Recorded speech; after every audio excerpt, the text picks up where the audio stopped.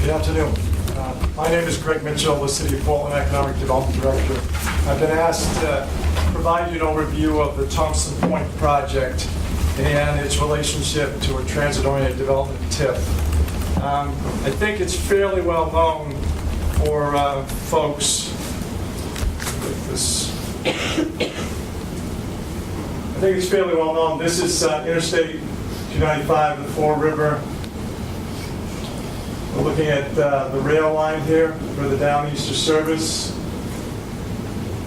Amtrak Downeaster service is right here. Concord Trailways, from an orientation standpoint, Outer Congress Street is here. This site is the Thompson Point site. This is probably one of the highest profile pieces of real estate we have in the city. We have our jetport runway off in this direction here from both road, air, rail, and from water. This has got to be one of our most highest profile pieces of real estate. It's a rundown industrial site today. The project will move forward aggressively in terms of construction this summer. What you're looking at is a rendering of what that project will look like. The components, the development program components include an event center, a restaurant and hotel combination, an office building, single office building that will include 175,000 square feet of space, parking structure with over 700 spaces, and a freestanding building, kind of a sports medicine performance lab. Make no mistake, this is a major destination project. The value of this project, phase one, is over $100 million. The visual that I put in front of you is actually, this is the boundary of the transit-oriented development TIF district. Again, this is, for orientation purposes, is the rail line. This is Interstate I-295. So all of what you saw in the previous rendering is planned to be on this project, with the hotel and event center towards the center of the site, with the restaurant and the office building more on kind of the panhandle of the site, if you will. The TIF district that we've established, we're sharing with you the terms of that. It's a 30-year term. You can see the percentage breakdown. It includes both what's called a credit enhancement agreement, as well as a portion that the city's going to retain for transit purposes. You can see the breakdown. The credit enhancement portion, what that means is that amount of new tax revenues returned to support the development. And so you can see the summary table. In the interest of time, I'll continue to move quickly. The capture percent for the developer over the 30-year term, these are gross dollars over this time frame, is 54%, around 34 million. The city share is 14, I'm going to round up, 5 million. And the city general fund is around 12 million. What does that mean, and how will the city use that funding? We have a fixed percent, 25% over the 30-year term, that we're going to use to support increased transit services from Thompson's Point, which is the Portland Transportation Center, to our jetport and to the rest of our city, other key commercial and transit nodes. I would add that, I'll come back to this in lessons learned, while this project was in front of the City Council ultimately for decision, the city was also making a decision on whether the Portland Transportation Center, specifically the Downeaster Amtrak service station, would remain at Thompson's Point. So, as is the case with tax, talking about trying to be proactive, we had two major public policy issues in front of the city at the same time. Decisions on where the rail station should be while the project was moving forward. The specific uses for the transit-oriented development TIF revenue are still under discussion, but a specific note that we've applied to Federal Transit Administration through PACS and Greater Portland Council of Governments to study and design this hub link transit service that effectively would connect the Portland Transportation Center, the Jetport, Metro Pulse, and Casco Bay lines Ocean Gateway. Along our waterfront, as you know, we've got a passenger ferry terminal that the city owns and manages. We want to make sure that we're connecting all of our nodes. I included a couple of slides here just for emphasis. I know we covered some of the basics on the front end. What is very unique about TIF legislation, the TOD TIF legislation, is its allowable uses of revenue. Here are some of the definitions for how the money could be spent, but what is particularly unique, Tex touched on it briefly, is that TIF revenue can be used for operational costs of new or enhanced transit services in addition to capital costs. That's a very unique provision. To the best of my knowledge, I think we're the only state in the country with that allowance, the operational as well as the capital side. So a lot of flexibility in how that money gets invested. I wanted to talk about the Portland Transportation Center and what our long-range vision is there, because it does relate to this TIF district and where Portland's thinking about the future.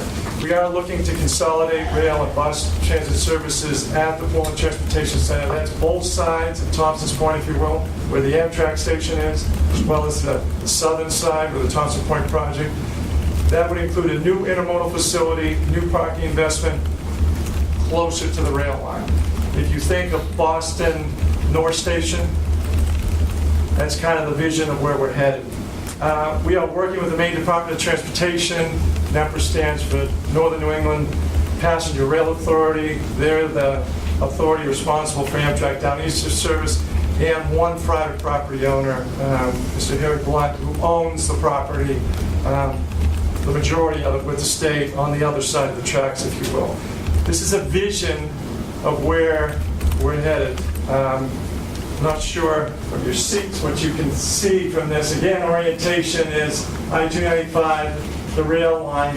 What we're showcasing here is new intermodal facility investment. What's under discussion is bringing that intermodal facility investment closer to the rail line again, which is here. What's in this circle is this is the primary, the only means of egress in and out for Thompson's Point. Thompson Point development is here. Well, we're talking about enhanced facility investment here, kind of that Boston North Station. That's our vision for the future. Quickly, in the interest of time, some of the lessons learned. Time is not always on your side when you're trying to have these discussions. I talked about major policy issues that the city was dealing with, both with the Amtrak station staying here, alternative locations were on Peninsula. So we were struggling with bringing the rail closer to our downtown urban center versus leaving it where it is. This project became the determinant which shifted the balance. I would tell you, without the project, without the Thompson Point project, it might have been a stronger push to bring the rail station to the peninsula versus this. But the decision was made, strengthen this location, but the emphasis on our transit dollars, we've got to do a better job of seamless transportation connections from this location to the rest of our community. And with that, I'll close.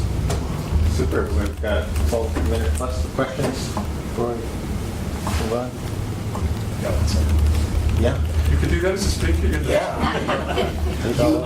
In the structuring of the transit TIF, or just the TIF, Right. it starts off with a big incentive to the developers, and then it decreases. Correct. I can go back to that. So the remainder, does the 25% go down, or is that separate from It's fixed. It's almost It's over and protected above. asset. So All those percentages should total 100%. okay, gotcha. Yep. Okay. I was standing in your side. Yeah. Development projects normally need more financial support on the front end before they're in the ground generating revenue. That's why they're generally what's called front-end loaded in terms of the TIFs. It decreases over time, but we fix the transit-oriented district revenue at 25% over the entire term. And the total capture, they all decrease from, that one goes from 100 to 65 over the 20, 30 years. why wouldn't you 100% capture for 30 years? We have a need to generate revenue for the general fund. Yeah, no, I Other city services. That's what I And thought. that becomes the delicate balance. How much do you need to support an individual project? How much can we capture? I think similar to Texas approach, we were proactively kind of looking at service that we would want to invest in, but we were trying to do this, we did this in a fairly short, compressed timeline. Probably a handful of months, I think, from start to finish, with the Downeaster Rail Station decision, the TIF discussion, and we're now kind of working through the details of how the money would get used. And the beauty of these kind of arrangements, you can make adjustments. They're not fixed. You can bring it back to a public process, make adjustments as need be going forward. Has it changed at all since that was set?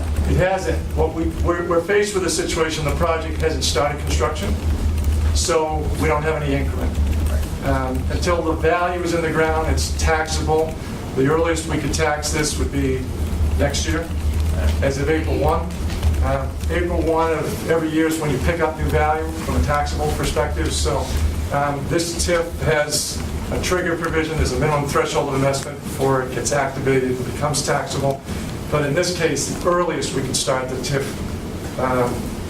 expect to see revenue would be coming off a value that would be effective April 1, 2014. Thank you. Very, very helpful. Exciting, exciting.